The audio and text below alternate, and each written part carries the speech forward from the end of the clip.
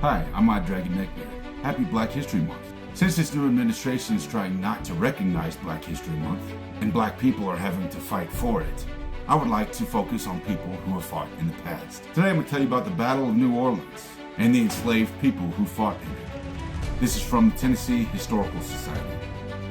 In January 1815, shortly after leading the defeat of Lieutenant General Sir Edward Pakenham and British forces at New Orleans in the War of 1812, United States General Andrew Jackson stared down the barrel of a gun. The gunman, however, was not a British adversary, but an enslaved black enlistee from within Jackson's ranks. Had my gun been loaded, James Roberts later penned, doubtless Jackson would have been a dead man in a moment.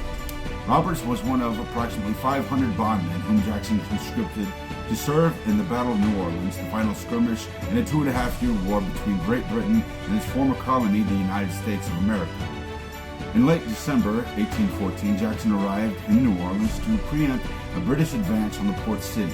There he began assembling a motley troop of some 4,500 men to fend off British forces. His unit included a large number of both free men of color and enslaved black men in and around the city. To recruit the former, Jackson promised them the same wages and, equally important, the same respect as their white compatriots. A unique opportunity for black Creole residents living in the southern city committed to white racial superiority. For those enslaved, he appealed to their desire for freedom.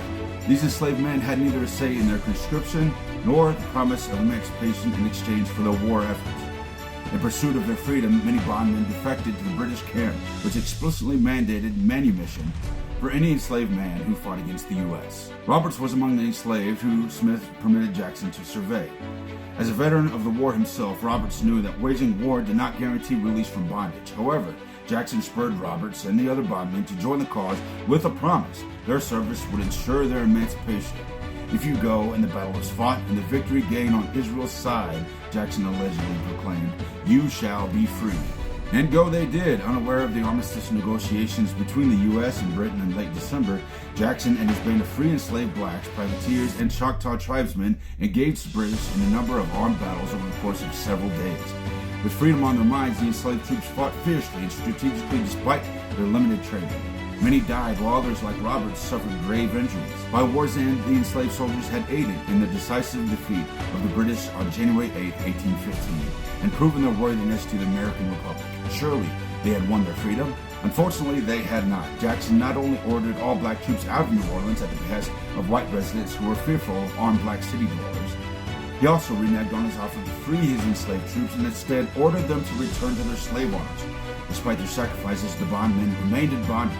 In his anger, Roberts refused and readied his weapon. I had just 2 days before cut off the heads of 6 brave Englishmen, and Jackson's life at that moment appeared no more to me than theirs.